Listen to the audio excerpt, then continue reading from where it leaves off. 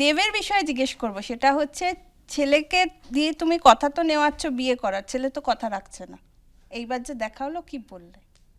আমি বললাম কি বিয়েটা কর, সময় এসে গেছে, বয়স হচ্ছে। এখনও সে হাসছে। আমি জানি না, যদি বিয়ে না করতে হয় একদমই করবি না, হ্যাঁ, আর যদি করতে হয় এখন বয়স, এই বয়সে করে ছেলে হবে তোর যখন 20 বছর ছেলে হবে, তোর তখন বয়স কত হবে ভেবেছিস? তখন কি করবি?